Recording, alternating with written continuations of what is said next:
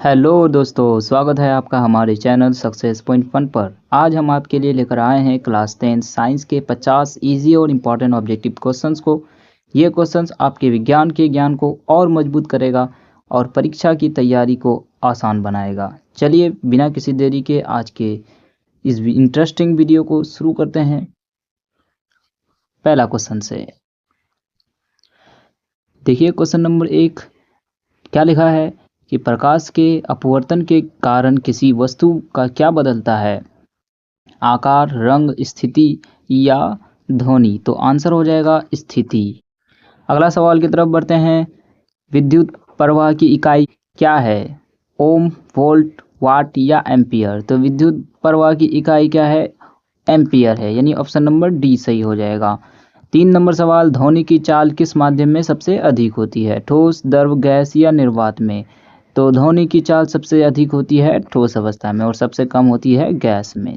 अगला सवाल 4 नंबर, प्रकाश का वेग कितनी होती है? 3 × 10⁸ मीटर पर सेकेंड या 3 × 10⁻6 मीटर पर सेकेंड, 3 × 10⁻4 मीटर पर सेकेंड, 3 × 10⁻10 मीटर पर सेकेंड। तो प्रकाश का जो चाल होता है वो होता है 3 × 10⁸ मीटर पर सेकेंड। ठीक है, यानी 3 लाख किलोमीटर पर सेकेंड। 5 नंबर सवाल, डीएनए का पूरा नाम क्या है? Dynamic nucleic acid, deoxy ribonucleic acid, dynamic nucleic acid या डाइऑक्साइड न्यूक्लिक एसिड। तो डीएनए का पूरा नाम होता है डीऑक्सी राइबोन्यूक्लिक एसिड, यानी ऑप्शन नंबर बी सही हो जाएगा। 6 नंबर सवाल, आवर्त सारणी में कुल कितने आवर्त होते हैं? 6, 7, 8 या 9। तो कुल कितने आवर्त होते हैं? 7 आवर्त होते हैं, यानी ऑप्शन नंबर बी सही हो जाएगा। 7 नंबर, आवर्त सारणी में तत्वों की संख्या कितनी होती है? टोटल कितने तत्व हैं? 100, 112, 118 या 120। तो ऑप्शन नंबर सी सही हो जाएगा। 8 नंबर सवाल, विद्युत धारा का एसआई मात्रक क्या है? एम्पियर, वोल्ट, ओम या वाट। तो विद्युत धारा का एसआई मात्रक होता है वोल्ट, यानी ऑप्शन नंबर बी सही हो जाएगा। अगला सवाल 9 नंबर, रेडियो एक्टिव विकिरण किसके द्वारा उत्सर्जित होते हैं? अल्फा कण, बीटा कण, गामा कण या फिर उपरोक्त सभी। तो रेडियो एक्टिव विकिरण किसके द्वारा उत्सर्जित होते हैं? तो यहाँ हो जाएगा सभी, यानी अल्फा कण भी, बीटा कण भी और गामा कण भी, यानी ऑप्शन नंबर डी सही हो जाएगा। अगला सवाल, प्रकाश की किरण जब पानी से हवा में प्रवेश करती है तो वो मुड़ जाती है, टूट जाती है, सीधी जाती है या रुक जाती है। तो क्या होगा? आंसर हो जाएगा मुड़ जाती है, यानी ऑप्शन नंबर ए सही हो जाएगा। 11 नंबर सवाल, सूर्य की किरणें पृथ्वी तक पहुंचने में कितना समय लेती है? 8 मिनट, 5 मिनट, 12 मिनट या फिर 15 मिनट। तो कितना? 8 मिनट, और टोटल होता है 8 मिनट 20 सेकेंड। 12 नंबर, जल का रासायनिक सूत्र क्या है? H2O, H2O2 या HO2। ये मिला लीजिएगा आप लोग, है ना, ये इस तरह से लिखा हुआ है, O2H लिखा हुआ है ये, और या फिर HO2 या H2O2 या फिर H2O। तो क्या होगा जल का सूत्र? सब तो सबको मालूम है कि H2O होता है। अगला सवाल 13 नंबर, अम्ल का स्वाद कैसा होता है? मीठा, कड़वा, खट्टा या नमकीन। तो अम्ल का स्वाद क्या होता है? खट्टा होता है, यानी ऑप्शन नंबर सी सही हो जाएगा। 14 नंबर सवाल, विद्युत धारा का स्रोत क्या होता है? बैटरी, प्रतिरोधक, तार या बल्ब। तो विद्युत धारा का स्रोत होता है बैटरी, यानी ऑप्शन नंबर ए सही हो जाएगा। 15 नंबर सवाल, अपवर्तनांक का मात्रक क्या होता है? कोई मात्रक नहीं, बैटरी, सेंटीमीटर या वोल्ट। तो अपवर्तनांक का मात्रक क्या होता है?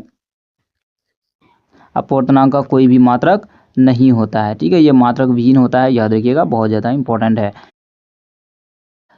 16 नंबर, तांबा का रासायनिक प्रतीक क्या होता है? तो Cu होता है, कॉपर। 17 नंबर सवाल, धातु के ऑक्साइड का क्या होता है? अम्लीय, क्षारीय, उदासीन या बेसिन। यहाँ क्वेश्चन इस तरह से होगा कि धातु के ऑक्साइड क्या होते हैं। तो धातु के ऑक्साइड जो है वो क्षारीय होते हैं, याद रखिएगा, और अधातु के ऑक्साइड जो है वो क्या होते हैं? अधातु के ऑक्साइड जो है वो अम्लीय होते हैं, ये भी याद रखिएगा, ये भी एग्जाम में आपका पूछा जाता है, ठीक है। अगला सवाल 18 नंबर, गैसों का गुरुत्वाकर्षण बल कितना होता है? अधिक, कम, मध्यम या शून्य। तो गैसों का गुरुत्वाकर्षण बल कितना होता है? कम होता है ना। गैसों का कम होता है, ठोसों का ज़्यादा गुरुत्वाकर्षण बल होता है ना। 19 नंबर, पौधों में भोजन का निर्माण की प्रक्रिया को क्या कहते हैं? श्वसन, पाचन, प्रकाश संश्लेषण या उत्सर्जन। तो पौधों में भोजन निर्माण की प्रक्रिया को हम लोग क्या कहते हैं? प्रकाश संश्लेषण कहते हैं, यानी ऑप्शन नंबर सी सही हो जाएगा। अगला सवाल 20 नंबर, परमाणु का सबसे छोटा कण कौन सा है? प्रोटॉन, न्यूट्रॉन, इलेक्ट्रॉन या क्वार्क। तो परमाणु का सबसे छोटा कण होता है क्वार्क होगा, है ना, क्योंकि ये पर इलेक्ट्रॉन से भी छोटा होता है। ठीक है। अगला सवाल 21 नंबर, गुरुत्वाकर्षण बल का नियम को किसने प्रतिपादित किया था? तो गुरुत्वाकर्षण बल का नियम जो है वो न्यूटन ने प्रतिपादित किया था, यानी ऑप्शन नंबर ए सही हो जाएगा। 22 नंबर सवाल, शरीर में लौह तत्व की कमी से कौन सी बीमारी होती है? यानी शरीर में अगर लोहे की कमी हो जाए, आयरन की कमी से कौन सी बीमारी होती है? स्कर्वी, एनीमिया, बेरीबेरी या रिकेट्स। तो क्या होती है? एनीमिया की बीमारी होती है, यानी ऑप्शन नंबर बी सही हो जाएगा। 23 नंबर सवाल, निम्नलिखित में से कौन सी गैस सबसे हल्की होती है? ऑक्सीजन, हाइड्रोजन, कार्बन डाइऑक्साइड या नाइट्रोजन। तो कौन सी गैस सबसे हल्की होती है? तो हो जाएगा आंसर हाइड्रोजन हो जाएगा, यानी ऑप्शन नंबर बी सही हो जाएगा। अगला सवाल 24 नंबर, अपवर्तन का नियम किसने दिया था? स्नेल, न्यूटन, आर्किमिडीज या एडलर। तो अपवर्तन का नियम जो है वो स्नेल ने दिया था, यानी ऑप्शन नंबर जो है हमारा ए सही हो जाएगा। अगला सवाल 25 नंबर, विद्युत मोटर किस सिद्धांत पर कार्य करता है? तो विद्युत मोटर जो है किस सिद्धांत पर कार्य करता है? विद्युत चुंबकीय प्रेरण के सिद्धांत पर कार्य करता है। ठीक है, यानी ऑप्शन नंबर जो है वो सी सही हो जाएगा।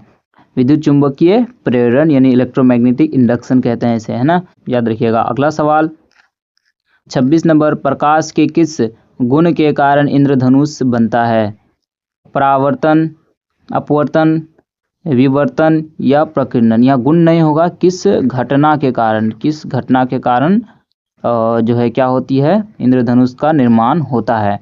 तो यहाँ होगा अपवर्तन के कारण, प्रकाश के अपवर्तन के कारण इंद्रधनुष बनता है। 27 नंबर सवाल, परमाणु का केंद्रक कौन सा कण होता है?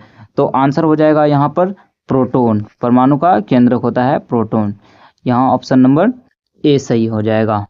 28 नंबर सवाल, अकार्बनिक पदार्थ के साथ कार्बन के यौगिक का क्या नाम है? अल्कोहल, एस्टर, हाइड्रोकार्बन या फिर आपका कार्बाइड। तो आंसर हो जाएगा यहाँ पर सही आंसर हो जाएगा क्या? कार्बाइड। ठीक है, ऑप्शन नंबर डी सही हो जाएगा।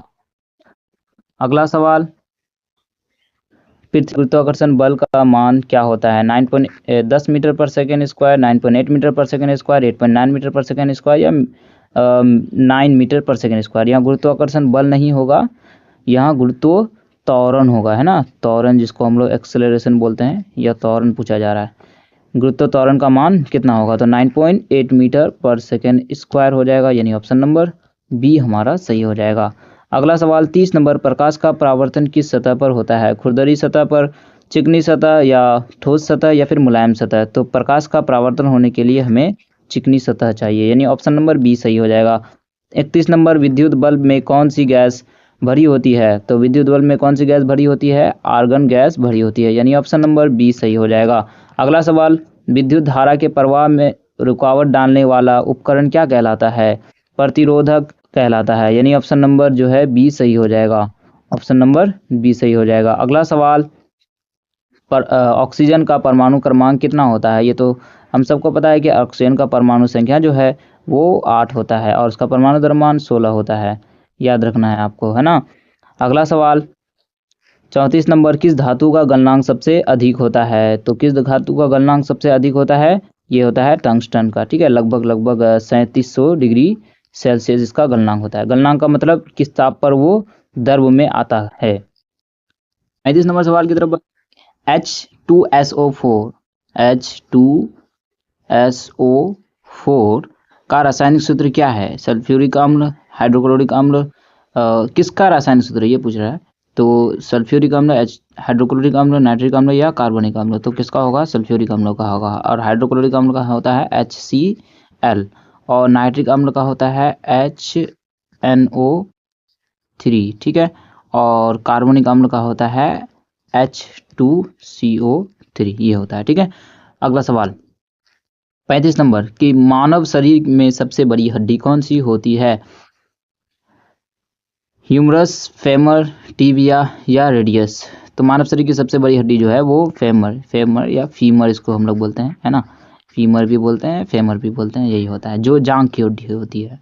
37 नंबर सवाल पूछ रहा है कि किसी परख नली का प्रयोग क्या करने के लिए किया जाता है? वजन मापने के लिए, द्रव माप रखने के लिए, तापमान मापने के लिए या रसायन बनाने के लिए। तो परख नली का यूज़ हम लोग किस लिए करते हैं? द्रव रखने के लिए यूज़ करते हैं, ठीक है।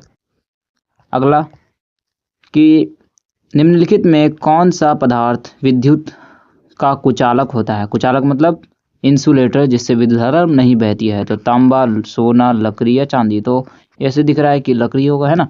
अगला सवाल 39 नंबर की मीना माता रोग किस कारण होता है? ये इम्पोर्टेंट है। पारा, सीसा, आर्सेनिक या क्रोमियम। तो क्या होगा? आंसर क्या होगा?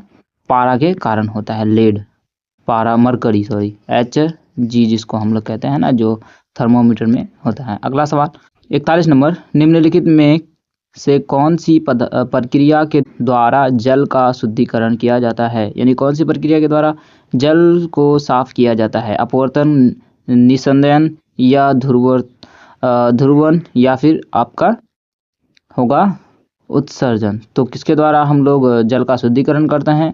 तो आंसर होगा निस्संदन, है ना। 42 नंबर की विटामिन डी की कमी से कौन सी बीमारी होती है? रिकेट्स, स्कर्वी या एनीमिया या वेरी। तो विटामिन डी की कमी से जो है वो कौन सी बीमारी होती है? रिकेट्स की बीमारी होती है। अगला सवाल रिकेट्स जो हड्डियों में होती है ना, याद रखिएगा, जो हड्डियां टेढ़ा वगैरह हो जाती है विटामिन डी की कमी से। अगला सवाल 33 नंबर कि मानव शरीर में रक्त का पीएच मान कितना होता है?